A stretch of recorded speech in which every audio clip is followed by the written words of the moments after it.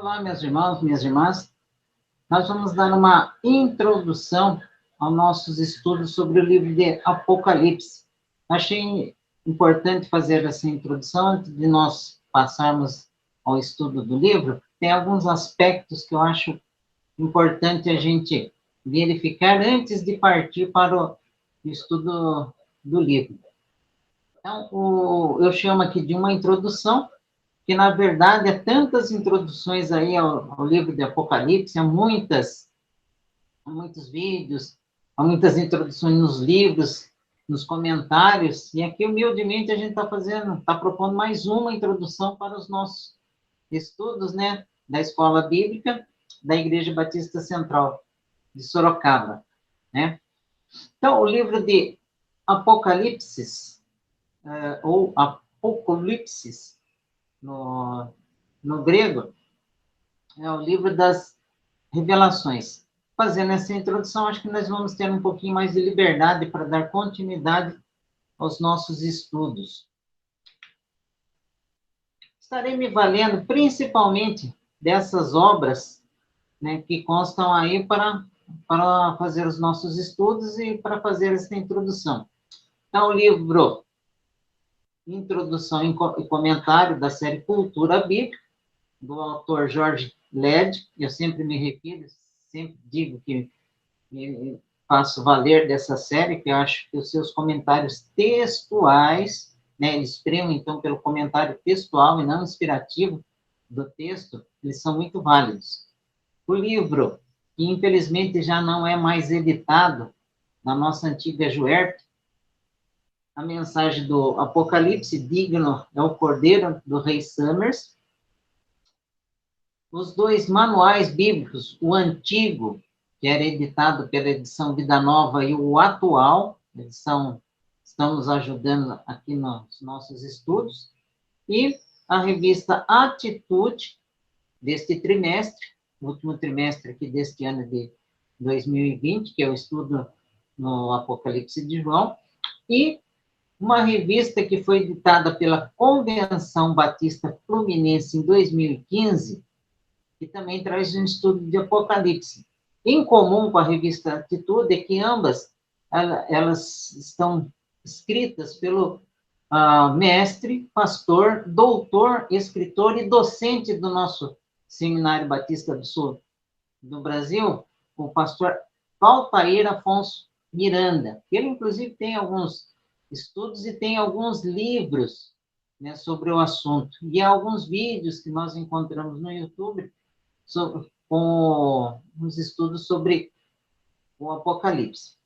Nesta introdução, nós vamos abordar o seguinte: a formação histórica da chamada literatura apocalíptica, as diferenças entre os apocalípticos e os livros proféticos, as profecias propriamente ditas, os exemplos desse tipo de literatura, a sua simbologia, dando uma ênfase aos números, e a narrativa em tom de dramaticidade. Então, nós vamos estar comentando sobre essas características aqui. Uma outra coisa que nós vamos abordar nessa introdução, fazendo um rápido comentário sobre os métodos de interpretação que encontramos para o livro de Apocalipse. São 4, basicamente, alguns autores falam de 5, mas em comum a gente encontra 4 métodos: o preterista, futurista, o histórico e o idealista ou espiritualista. Mais tarde nós vamos ver do que se trata. Muito bem. Primeira coisa que nós vamos observar é as características da chamada literatura apocalíptica. Por que nós precisamos ver isso? E a primeira coisa que a gente precisa ter em mente ao ver o livro de Apocalipse é que ele está inserido numa categoria muito especial e obscura, pelo menos para nós, hoje, que é a chamada de literatura apocalíptica. Lógico que naquela época não era tratada assim. Nós tratamos essa literatura hoje. Então, o Apocalipse que consta hoje nas nossas Bíblias não é o único no seu gênero, na sua forma, na sua estrutura. já havia outras produções bem similares, já na época em que João nos legou, né, escreveu o seu Apocalipse, a sua revelação. Principalmente, era uma literatura conhecida pela comunidade judaica, que ela já vinha de quase 200 anos antes de Cristo.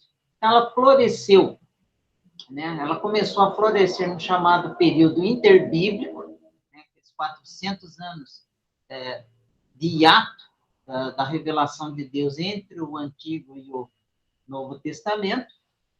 Começou lá, então, mais ou menos no ano 210, se estendeu até mais ou menos o ano 200 da nossa era, né? E ela foi escrita principalmente como resistência cultural e política às filosofias gregas e romanas, né, não monoteístas. Então, nesse período em que esse tipo de literatura floresceu, houve a dominação dos gregos, né, que herdaram o Império de Alexandre o Grande, até que os romanos começaram a dominar.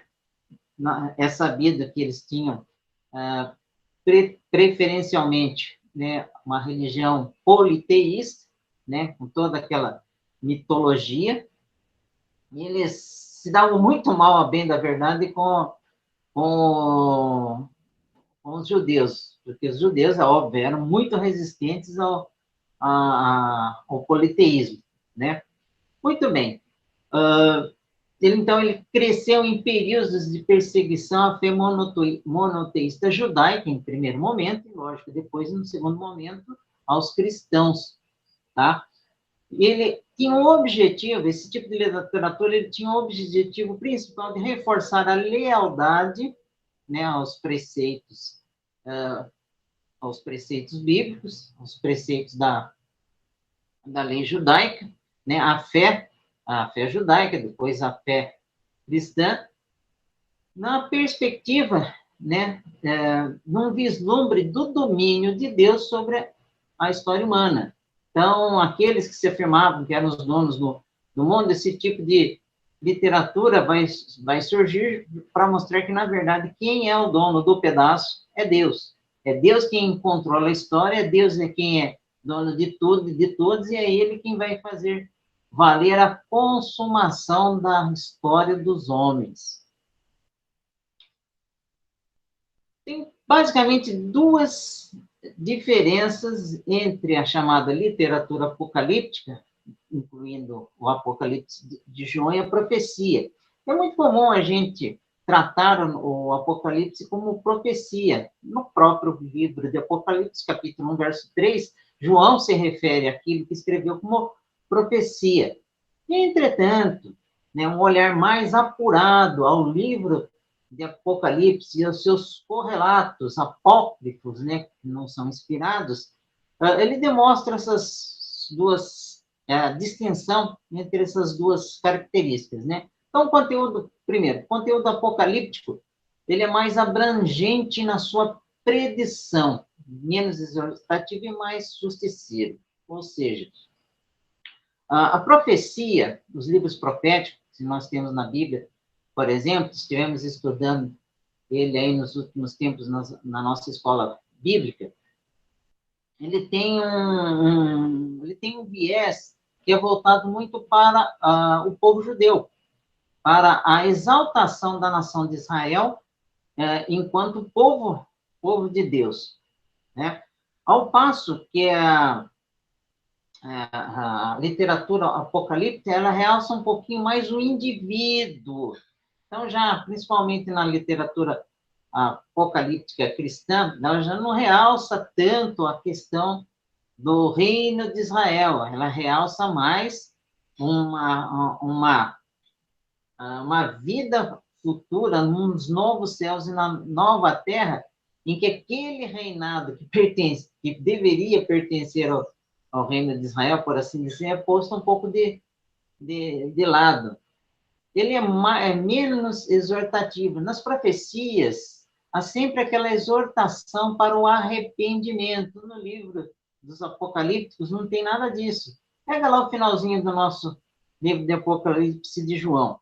Lá no capítulo 22, verso 11, tem lá a expressão, quem é sujo, suje-se ainda, quem é justo, faça injustiça ainda. Ou seja, não tem muito apelo ao arrependimento, não. O que tem, lógico que tem um apelo implícito. Explícito não. Explícito a gente encontra nas profecias, tá? Então, é aquele drama de Oséias com seu casamento, é o choro do profeta Jeremias pelo seu povo que não ouvia a sua mensagem, mas sempre havia um apelo forte ao arrependimento, para se voltar a Deus. Na literatura apocalíptica não tem nada disso, ou tem muito pouco. A ênfase é sobre o juízo, né? Deus vai exercer o juízo, pronto, acabou, né? O tempo de arrependimento não, praticamente não existe. Enfim, há pouca exortação ao arrependimento. O que se vê mais é o juízo mesmo sendo exercido, né? A segunda característica é na forma. A forma como utiliza as visões. No finalzinho dessa introdução, vou mostrar, inclusive, a estrutura básica do livro de Apocalipse, como trabalha nesse contexto. Então, as visões, ela existe, claro, em ambos os tipos de literatura, mas ela é mais restritiva nas profecias do que nos livros apocalípticos, na literatura apocalíptica. O que eu quero dizer com isso? As visões nas profecias, elas são mais descritivas. Então, eu vou dar um exemplo. Pega lá no livro de Ezequiel, capítulo 37, a visão dos ossos secos. Ali você tem uma descrição fantástica, né? Daqueles ossos se tornando a vida, tem um pormenor de como os ossos vão se enchendo de músculos e vão, né, se erguendo e tudo. É uma descrição com uma mensagem muito clara, que Deus é quem pode tornar, né, pode tornar a dar vida desde que se preste atenção àquilo que Deus está dizendo. Já as visões na literatura apocalíptica, ela é muito mais simbólica, ela é mais fantástica, ela é mais realçada, né? Summers, ele diz o seguinte: os aspectos fantásticos, deslumbrantes, irreais ou terríveis da visão descrita nos apocalípticos são esculpidos em alto relevo pelo arrojo da narrativa. Então, a visão é, por demais, valorizada, ela toma um significado na literatura apocalíptica muito maior do que nas visões, do que nas profecias. As visões nas profecias, elas servem a um outro, a transmissão da mensagem, mas com muito menos intensidade, se comparado aos livros apocalípticos. Então, temos alguns exemplos, além do nosso Apocalipse, né, por assim dizer, o Apocalipse de João, em algumas partes do livro de Daniel e Ezequiel, que são considerados também como apocalípticos, mas você vai falar, ué, mas você não falou que é diferente? Vamos entender o seguinte, eu não estou falando que no livro de Apocalipse não tem profecia, mas ela está embutida, né, no Apocalipse. Assim como também um pouco de apocalíptico está embutido nas profecias, lógico, muito menos intensidade. Então, lá no livro de Daniel, por exemplo, você tem o capítulo 7, que trata das 70 semanas, tá? Mas a maioria mesmo desta literatura está nos chamados pseudônimos não canônicos. O que são esses pseudônimos não canônicos?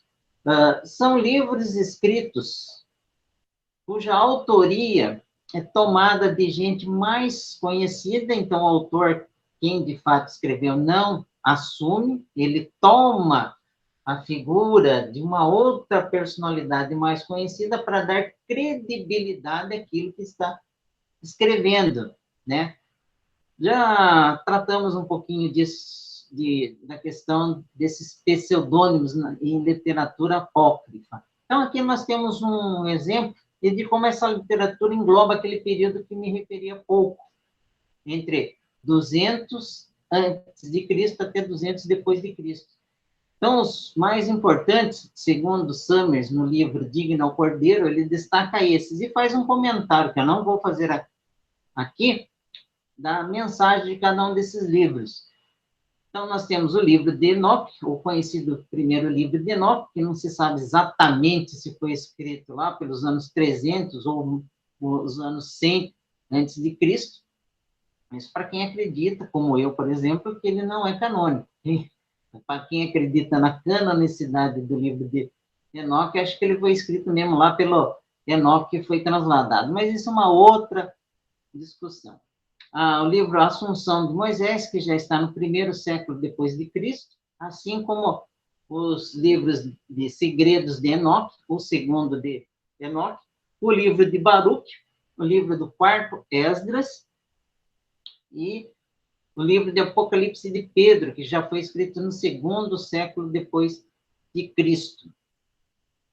Interessante destacar o seguinte: alguns desses livros aí, lógico que foram produzidos e endereçados aos judeus.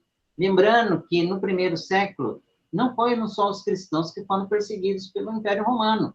Os judeus também foram perseguidos. Houve um grande levante do povo judeu, que culminou, por exemplo, na destruição da cidade de Jerusalém no ano 70 da nossa era. E é muito importante para o estudante da Bíblia saber que lá no ano 70 depois de Cristo, ou seja, não 30, 40 anos depois que Cristo morreu, mais ou menos, toda a cidade de Jerusalém ela foi destruída. E houve, então, uma perseguição. E algum desses livros aí da literatura apocalíptica, ela foi destinada aos judeus que estavam sendo perseguidos também. É lógico que também os judeus, como a gente vê no livro de Atos, também se deram a perseguir os cristãos, tá?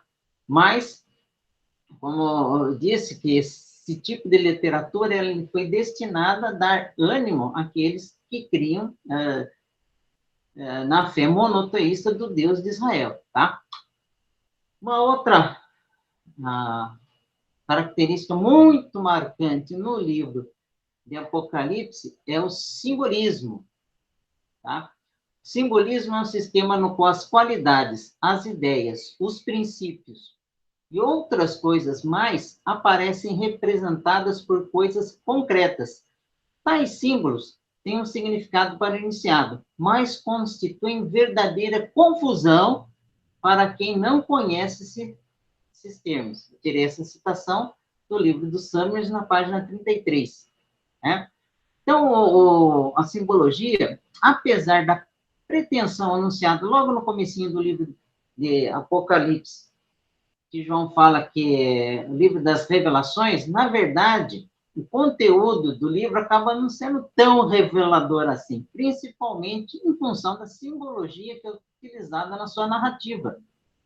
E essa simbologia ela exercia uma função, era realmente ocultar o seu significado a não iniciados. Por que isso acontecia? Acontecia para proteger quem escrevia, por isso que, inclusive, alguns daqueles que eu citei ali eram pseudônimos, tá?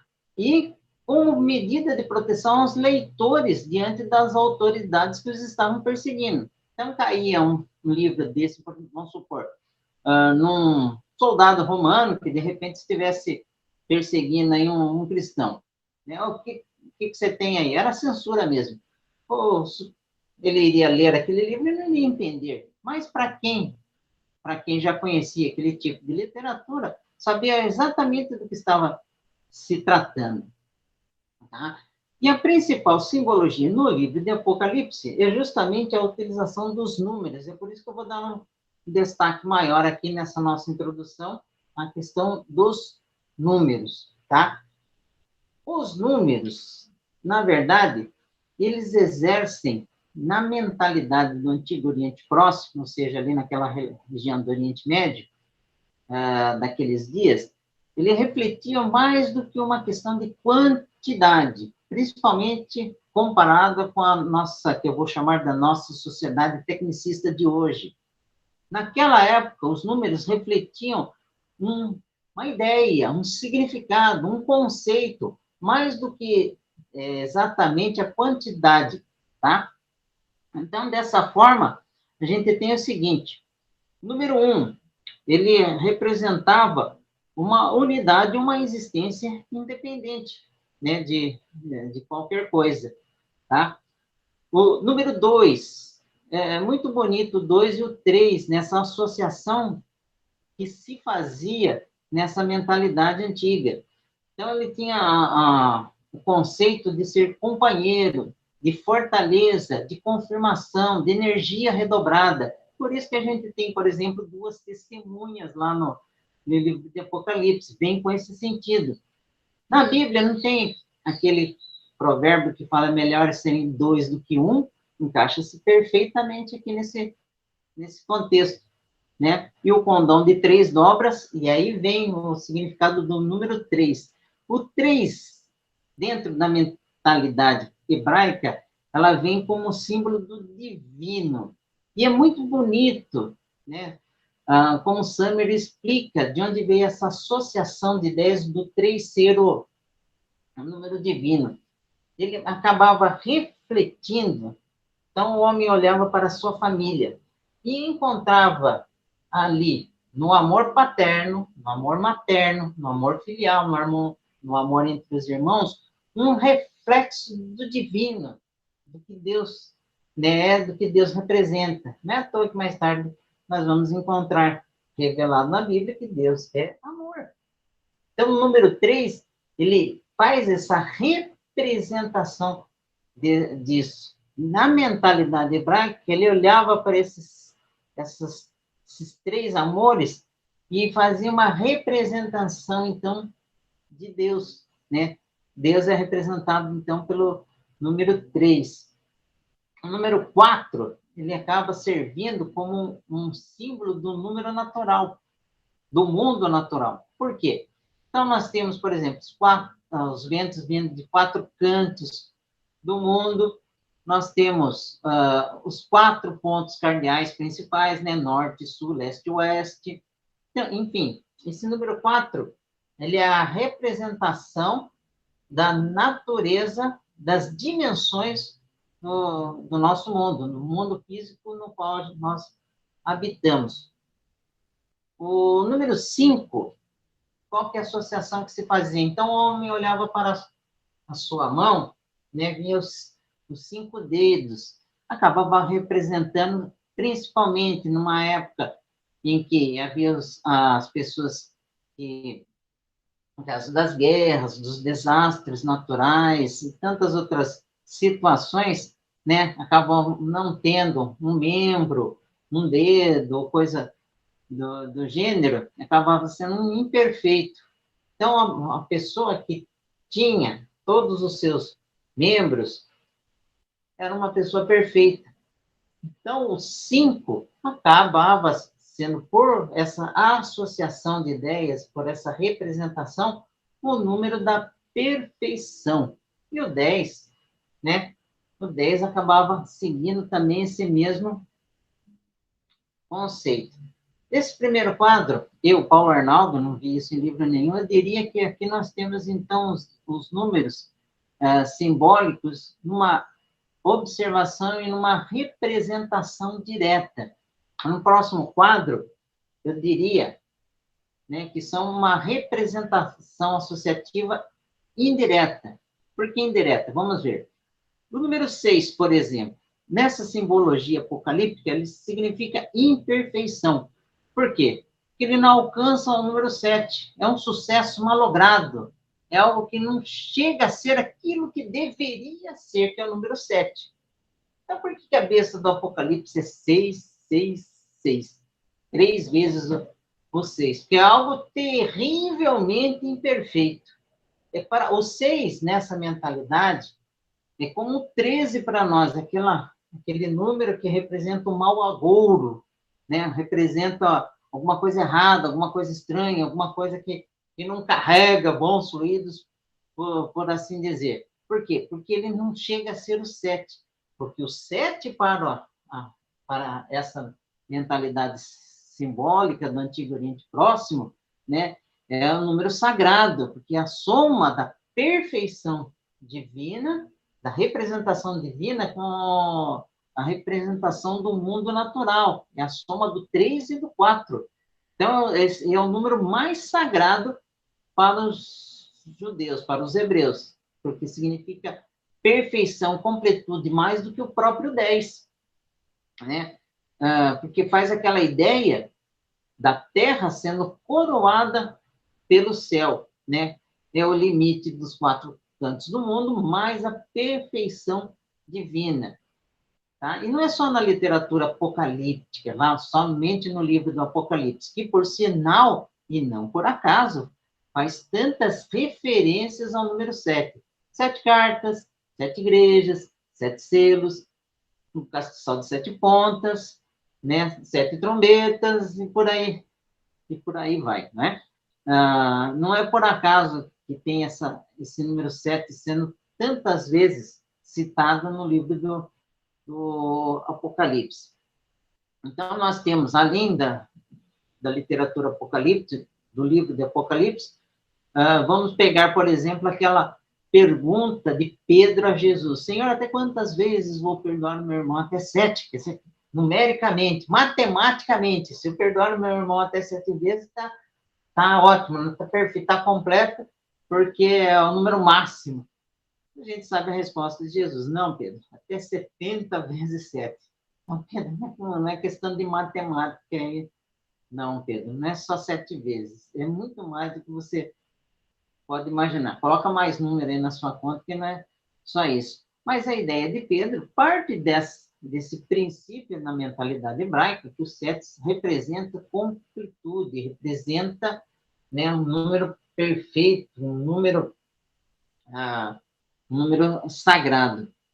Como eu falei, o 10, que é o dobro do 5, né?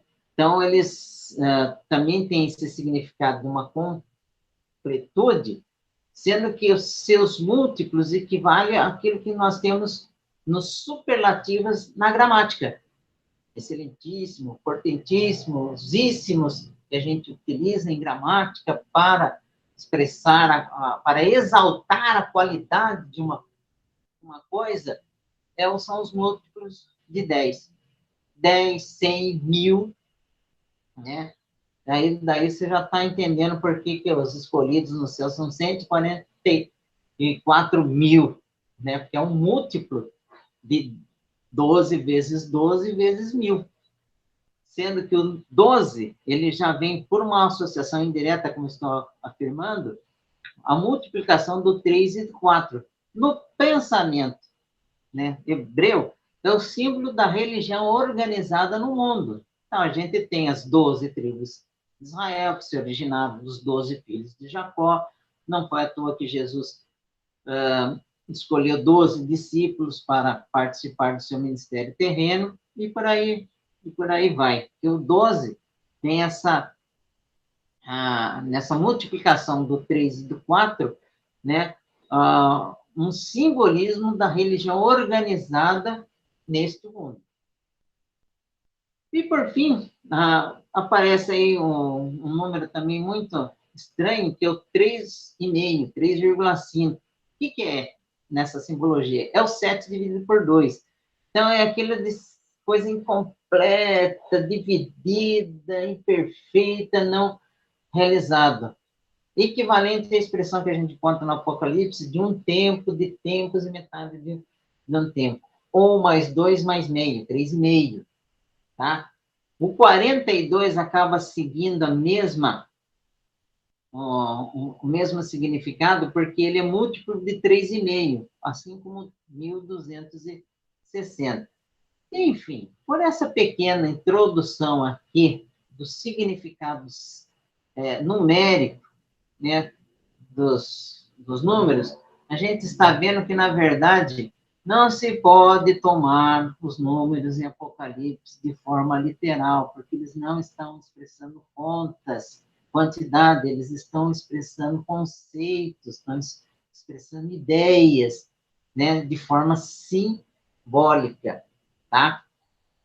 E, por fim, uma característica bem marcante que não podemos deixar de verificar nos apocalípticos é a sua dramaticidade, tá? Então, se valendo de toda aquela simbologia, além dos números, a questão das cores, a questão dos, enfim, de outros elementos, tá? Os autores apocalípticos, eles carregam suas narrativas de intensos efeitos dramáticos para tornar bem viva e convincente a verdade que eles querem passar, tá? Então, por exemplo, no livro de Apocalipse, que é o que a gente conhece, né? Os outros livros a gente nunca leu. O que nós temos? Dentro desse efeito narrativo dramático intenso, rios de sangue, granizos pesando mais de 45 toneladas, né? Um dragão que, com o movimento da sua cauda, derruba 1/3 das estrelas, né? Então, na verdade, tudo isso serve para atrair realmente a nossa imaginação e produzir um efeito dramático para produzir, né, para chamar a nossa atenção, para tornar a verdade mais convincente, tá? O reverendo Hernandes, né, num ótimo vídeo que eu vou recomendar, depois vou passar o link, ele fala que uma boa forma de ler o livro de Apocalipse, em vez de ficar procurando cada detalhezinho, cada significado de cada pormenor, é pegar e ler ele numa tacada só. Dá uma leitura de 1 hora e alguns minutos para justamente observar a beleza literária do livro de Apocalipse, né? Sem ficar com aquele medo, com aquela expectativa, e dar asas realmente à sua imaginação. Hoje a gente se vale de tantas coisas aí nos filmes, de heróis, de fantasia e não sei o quê. Bom, isso aí não é novidade nenhuma. Lá naquela época já havia, usando os recursos, né, literários, os apocalípticos que se faziam valer dessa narrativa fantástica para tornar viva a sua mensagem, tá? Muito bem. Há pelo menos 4 ou 5, dependendo do autor, métodos de interpretação para se ler e entender o livro de Apocalipse. E a maneira como você emprega, você utiliza, você se apropria da metodologia, ela vai fazer toda a diferença na forma como você vai ler e você vai entender o livro de Apocalipse. A necessária, da parte de qualquer um, a humildade, que a gente tem que admitir que, sim, cristãos sinceros, ao longo dos tempos, foram se apropriando de um método de interpretação ou outra. O editor do antigo manual da editora Vida Nova, ele tem uma frase que eu vou repetir aqui, que eu achei muito importante. Qualquer metodologia que for aceita, alguns pormenores têm que ser forçados a enquadrar-se nela. Então, qualquer método que você vai utilizar, você vai ter que dar uma forçadinha, né, para explicar algum pormenor, no qual quem está olhando, às vezes vai dar uma franzidinha na testa, falando, tem alguma coisa aqui, dá para perceber isso sim. Então, não há lugar para dogmatismo nessa questão, tá? Mas há em comum em todos esses métodos de interpretação o fato de que eles mostram que há a vitória de Cristo, né, no final da nossa trajetória, no final da trajetória da humanidade, Cristo vai ser vitorioso. Dependendo do método, isso há em comum com todos. Então, o primeiro método que nós temos que comentar é o chamado método preterista, de pretérito, passado, né? Ele encara o livro como um julgamento de Deus sobre a opressão do Império Romano sobre os cristãos do primeiro século, sendo, por exemplo, a besta sua representação, né, no Império Romano, né, a besta, então, é a representação do Império Romano, a Babilônia, a própria cidade de Roma, o falso profeta ou sacerdote para impor o culto ao imperador e etc., por aí vai, né? Então, esse é o método preterista, né? Um cara que praticamente tudo que está escrito no livro do Apocalipse já aconteceu, com exceção, é claro, lá do finalzinho, capítulo 21, capítulo 22, que trata justamente da questão do juízo final, tá? Outro método de interpretação, que, por sinal, sempre tem os seus tantos e múltiplos adeptos, talvez a maioria no decorrer dos tempos, dos séculos, e justamente o método de interpretação futurista. Então, ele encara o livro como totalmente profético, de natureza escatológica. Escatologia diz respeito à doutrina, no estudo das últimas coisas, dos últimos eventos que vão acontecer na nossa história, né? Tratando das coisas do fim do mundo em termos simbólicos. Alguns tendem a ser muito literais. E a gente, quando pega aí a literatura, vai estudando, né? A gente vê que no decorrer dos séculos, alguns se deram muito mal. Eu lembro, por exemplo, na década de 80, de ter lido um livro que partiu dessa metodologia em que afirmava categoricamente que a besta era o comunismo, os chefes de Estado do comunismo eram a besta, os profetas. Bom, aí eu pergunto hoje, o que deu o comunismo? Acabou, não deu em nada. Né, com a queda do Muro de Berlim, a perestroika e tudo mais, o império da União das Repúblicas Socialistas Soviéticas acabou, deu no que deu. E eu li um livro na década de 80 que afirmava categoricamente, a partir de um método de interpretação futurista, que realmente o comunismo era a besta, o anticristo e tudo mais, tá? Então, se vê que esse método tomado muito literalmente acaba tendo seus tropeços aí, tá? Mas mesmo esse método acaba tendo duas vias principais, uma moderada e outra extrema, né? Ou dispensacionalista, segundo o comentário da Edições Vida Nova, Jorge Leve. Outro método de interpretação do livro de Apocalipse é o chamado método histórico. Então, ele encara o livro como uma profecia simbólica de toda a história da igreja, então ela diz respeito à história eclesiástica, a história da igreja, dos cristãos, até a volta de Cristo e o fim dos tempos. Os muitos símbolos identificariam acontecimentos e tendências da história eclesiástica. Então, por exemplo, toma lá as 7 cartas as 7 igrejas da Ásia, como 7 períodos da igreja. Quando a gente for estudar as 7 cartas, a gente faz um rápido comentário sobre isso. E é um método de interpretação que, inclusive, ganhou muitos adeptos, muita preferência, inclusive, entre os protestantes. Chegou a ser chamado de o ponto de vista protestante. Ele identificava a besta, por exemplo, como o papado, né? Sendo a mitra do Papa justamente a marca da besta.